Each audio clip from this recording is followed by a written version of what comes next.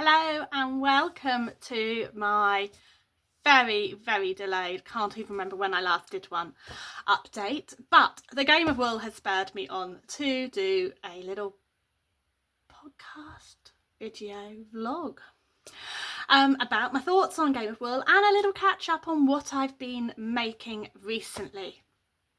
So I'm not going to talk about Game of Wool straight away. I'm going to talk about some of the things I've been making recently. And I've been really busy, basically.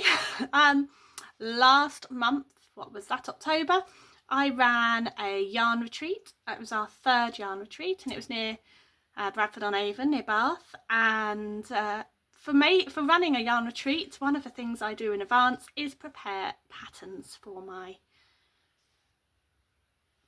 lovely people who come along.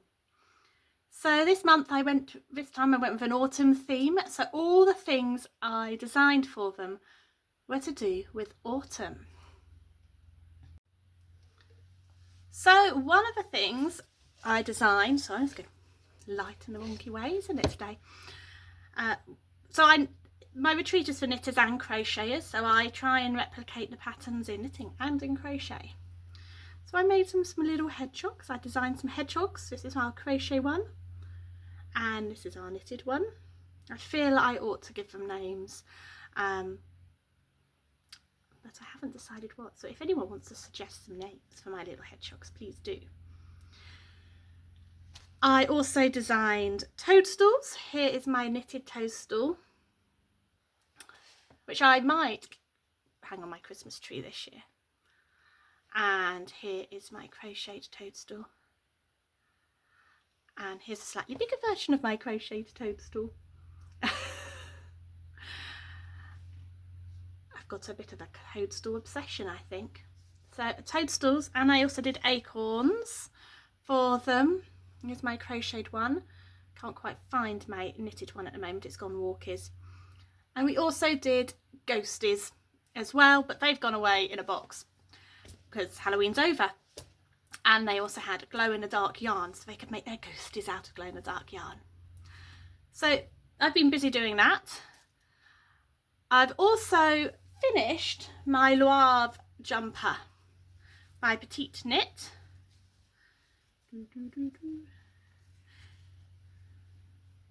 Ooh. I used Starcraft Life for this because I wanted...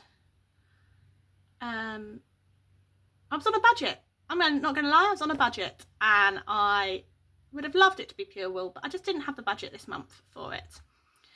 So I have used a Tweedy Life, Starcraft Life yarn, which has a bit of wool in it.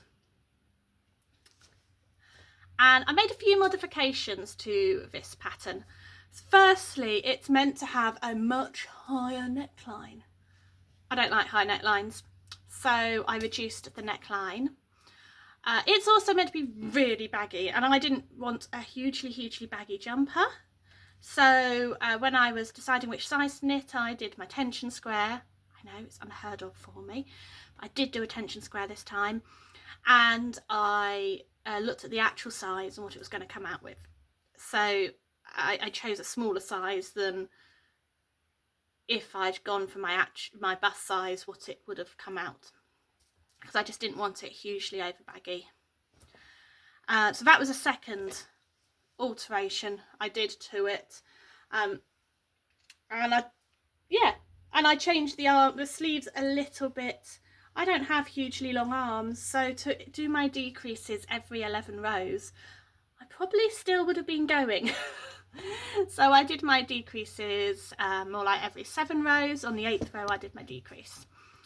And yeah, I'm really happy with it. Worn it quite a lot already. It's great under my dungarees, so it's perfect for this time of year. And it was a great pattern to follow. I've also knitted my first, not my second yet, slipper from Yuki Knits. And it's using this fantastic technique of thrumming, which is using wool, roving, unspun yarn. Here is the inside, which you hook in as you knit, and it is just lush. So all of this tufty, as I wear my slipper, my foot will, the vibration, the friction as my foot moves will felt the slipper to my foot. So I have a slipper which is perfectly fitted to my foot and super cozy. We're actually knitting this in this month's, oh, I can't even realise I'm in November yet, this month's sock club, which is on Saturday, and I can't wait to see everyone else's, what yarns they choose, what fibres they choose, and I will have a pair hopefully by the end of the weekend because it's super quick to knit up and super cozy. I could really do the second one today because it's a bit nippy. What else have I been doing? I feel like I've been doing loads of other stuff. I have, yes. I'm teaching at the Craft for Crafters at the Bath and West at the end of this month, 27th, 28th, 29th of November. So I've been doing loads of designing for that as well. I've designed a crocheted bubble and a crocheted stocking, and it's not a huge stocking. The idea is it's a small one so you can put your gift for someone in it, so it acts like a reusable wrapping paper really, like a gift bag. I've also designed a knitted stocking, and I'm going to be teaching an intro to Fair Isle, and I've designed a Christmas pud bauble, a knitted Christmas pud bauble, which I love. I absolutely love it. So I've been busy making those, and I've been making Simon, not my husband, my new mate Simon, for Knit and Crochet Club. One of my regulars informed me we were definitely going to be making snowman at Knit and Crochet Club this year, and I was like, okay, we are. So Simon has been born. I just need to finish typing Simon up into a pattern and take his photograph. You're going to be good modelling? He says he is. And yeah, I've got a few other things on the go for that as well. So yeah, pretty busy in amongst everything else. And I write all these patterns. Well, I make all the things and write my notes for my patterns and then go, yeah, I've made all these. And now I'm in that time where I've now got to turn them from my scribbly notes and type it up, and which always leads to having to redo a few bits because I realise as I'm going along the maths doesn't work and stuff, so I have to remake the garment thing again. Yeah, so it keeps me busy. That's where I am at the moment with it all. So yeah, busy times. I'm still crocheting that blanket, if you've been following along. So yes, if you've been following along, I decided to design and make a blanket for my bedroom. It goes with the colours of my curtain. So I started with the square in the centre. Let's stand up and you can see it a bit better. I kept adding on. And then I decided, a bit bored of going round and round, so I decided to do little squares, which I have added on one side. So there is progress to last time. And I've got some more ready. And I've got all of them started, all the ones to go around. I just need to finish them and get them put on and joined. And then I need to decide what I'm doing next. And I think I'm going to obviously I will go all the way around it, but I haven't decided how many times or what colours or anything yet. It kind of depends what yarn I've got left. I think I probably would need to go and buy some more because I don't think I'll probably have enough. But this is my real pick up, put down project. I take it, it goes to yarn retreat with me. It's been with me to retreat 3 times. Last 2 times it hasn't actually got out its box, but I do go home and do a little bit. But it's quite nice having a sort of project where you could just pick it up and put it down. And it's quite warm at the moment to pick up and put down, wrap over you as you're working on it. Yeah. So, dun dun dun. game of wool. Well, we've got to discuss it, haven't we? We can't not discuss it, and I made lots of notes. Here we go. My lots of notes. But ultimately, I really enjoyed it. And I know not everyone has enjoyed it. It's been a bit like Marmite. But I've enjoyed the first episode. Because I guess I just loved that it's getting knitting on the TV, and it's getting people to be more aware of knitting, crochet and yarn crafts. And however that is put out there, I think is a really positive thing. So yeah, I do get the comments that, oh, it's chunky yarn, oh, I hate knitting with chunky yarn, oh, I didn't find it interesting because it was chunky yarn. I do get where some people are coming from, but I think we have to remember that it's a programme for everyone, not just those of us who already knit and crochet. And looking at it from that perspective of, okay, as a knitter and crocheter, what did I get from it? Actually, I got quite a lot from the tank tops they made. You know, those colour combinations that they used, but actually I wouldn't have realised that in such super chunky yarn that they would have been able to produce such lovely patterns. It taught us about Fair Isle, the history of Fair Isle, and yes, their tank tops weren't pure Fair Isle. I know that's been a big argument. Oh, well, they're not pure Fair Isle because they're not in 4-ply yarn. They've used not just they've not just used Piris, they've used other things as well, so it goes against traditional Fair Isle. But I think what we need to remember is that the challenge was a reimagined Fair Isle tank top. So it was taking some elements of Fair Isle, but reimagining it for their personalities, and which I think really showed through. Take Isaac's. I mean, personally, I think that was my favourite one. I loved those little geese on it, and I thought Isaac was... I mean, I think he is a really, really clever, good knitter. When you listened to what he was saying, the type of things he used. You know, he was using ladderback jacquard in his Fair Isle to carry his yarns across. Now, I know some of you I'm talking to will have heard of that, but a lot of people haven't. They might be beginner knitters who haven't done any Fair Isle. You know, you might be a beginner knitter who's not done Fair Isle before. You might have done a bit but not heard about the ladderback technique, and it spurred your curiosity. I'm really impressed that he used that technique. Later on, he talks about intarsia.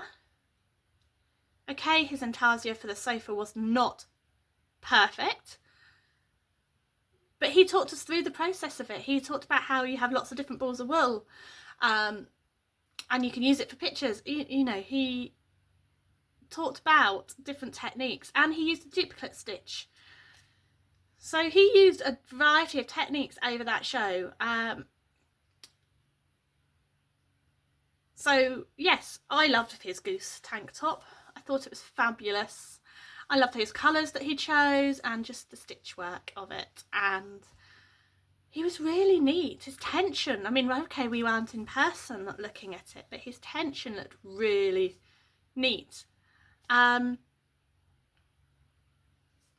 Gordon, yes, I'm gutted Gordon went. I think he had loads more to offer, but he did do something quite risky. He steeked, and it was not a yarn for steeking with. You know, so I know some people are like, oh, well, why are they saying it's risky? Some people don't see steeking as risky, but that's if you're using the correct yarn. He wasn't using the correct yarn. He didn't seem to have, well, there was no sewing machine to reinforce it, and it didn't really look like it was very well reinforced at all. So yes, I agree that it was a risky move, and therefore it left it a bit unfinished. But I do think it's a shame he went out, because I think he's got a lot more to offer. Just looking at my notes, seeing what else I put down. Oh,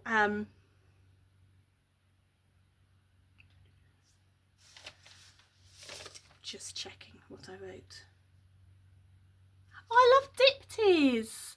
I've had bunnies, and she's quite a new to Fair Isle person. Well, she was new to Fair Isle, wasn't she? And I was really impressed with her bunnies. We didn't see much puckering, which for a newbie to Fair Isle is really impressive. So I think she should be really congratulated, because I was very impressed with that. Alicia. Hers was so beautiful, wasn't it? And you can see she's really into like the classic styles of knitting, the history of knitting. That little peephole at the back and that lovely tie, just beautiful and very neatly, perfectly knitted. So really liked hers, and I think she's probably going to go quite far in a show, not win maybe.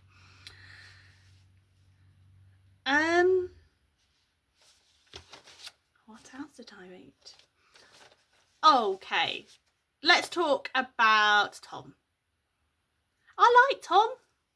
Are you going to be like, oh, you just say you like all of it?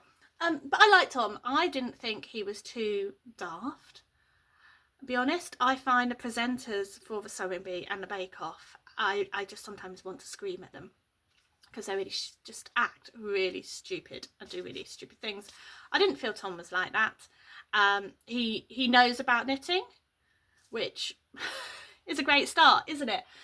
You know, I don't think that some of the presenters on the other shows necessarily know about sewing or baking, but he knows about knitting. So I think he's got a very nice personality as well. He's quite very calm. Lots of comments about what he was wearing. Well, that was designed by Di and Sheila. She was Sheila, wasn't she? They are designers in like couture, knitwear couture, aren't they? They've designed for Chanel and places like that. It's not going to be a run-of-the-mill jumper. It is going to be wow and show-offy and unusual. And that's what it was, but with nods to historical heritage. Maybe it would have been nice to see him wear more than one thing in the show, in that show, that episode. But I'm sure we'll see him in something else next week. But yeah, I thought he did quite a good job, and I'm sure as he does more, as the series goes on, he will improve, and the whole show will improve as they all gel together. Di and Sheila, I mean, I like Di. Sheila I thought was quite quiet, didn't really say much. But again, I imagine that as it goes, the show goes along, we see more episodes that they find their feet a bit more, and they maybe look more and explain more about technical details to us, which would be good.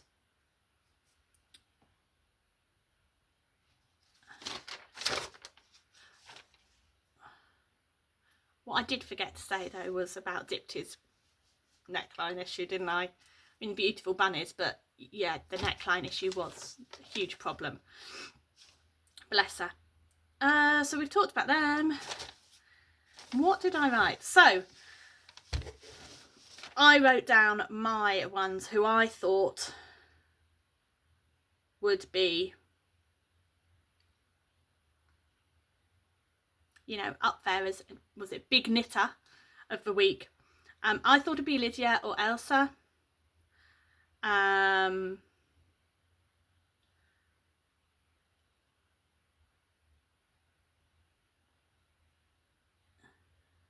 Or Isaac. They were my top three. Sorry, I was just reading my notes. Sometimes I do wonder what I've written. Yeah, I thought that it would be Lydia, Isaac or Elsa, and obviously it was Elsa.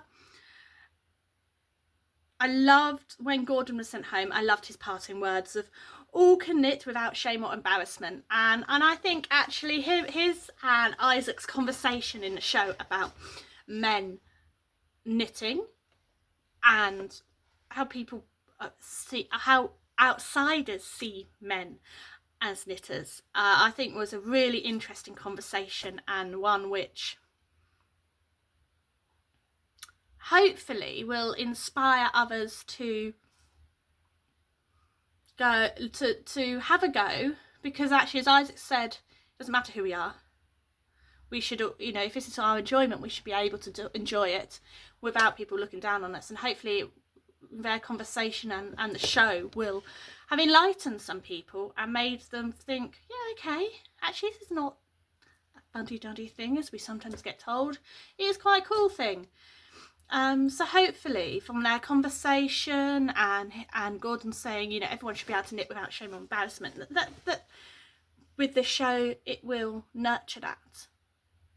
So my overall feeling was that, yeah, okay, there were some bits which weren't amazing. I do agree that, yes, it would have been nice to see some thinner yarn, but I'm sure they will next time. I'm sure each show will do different things, like the Bake Off doing pastry one week and cupcakes the next. I haven't watched Bake Off for years, so I'm not hugely up on it. I think also that is the other thing, is Bake Off and Sewing Bee have been going for years and years and years. And you have to remember that this is a new programme. I don't know if anyone can remember the first Sewing Bee or the first Bake Off. You know, it wasn't perfect, and they learned from it, didn't they? And adapted things, and that's, I'm sure, what will happen with Game of Wool. I think the other thing I took from it is that chunky isn't my forte. It's not everybody's forte. But actually, you think of Isaac's jumper or Lydia's tank top or Elsa's tank top. Hopefully someone might look and go, oh my god, knitting doesn't just have to be with thin yarns. Knitting can be done with thick yarn. And that means I can do something quickly. I don't have to take 2 months to knit one thing. I can make something cool and fun quickly. And hopefully some people will have taken that away and it will inspire them to have a go and pick up some needles. Because knitting is about finding enjoyment, isn't it, at the end of the day? And just because that isn't for you doesn't mean it's not for everyone. And that could be the hook, and hopefully will be the hook for some other people to take up our craft. So I will be watching next time, and I'm looking forward to watching it next week. I'm also looking forward to watching the last episode of Traitors this week, but that's another matter. And yeah, I will feed back my thoughts on it next week, but those are my thoughts and I enjoyed it. But I think it depends on your mindset and how you're going into watching it and what you're expecting from it. So anyway, I hope I haven't made many of you grumpy about my thoughts. We are all able to voice our views, and I agree that it won't be for some and it will be for others. And on that note, I'm going to say goodbye for this week, and I'm going to go and crochet. No, I'm not. I'm going to go and write up a pattern, because that's what I must do, not design anything new just this minute. I'm off to write up Simon Snowman's hat pattern and take his photograph. Have a lovely week. Simon and I wish you well, and hope you have lots of lovely knitty adventures or crochet adventures this week. Take care and see you soon. Bye.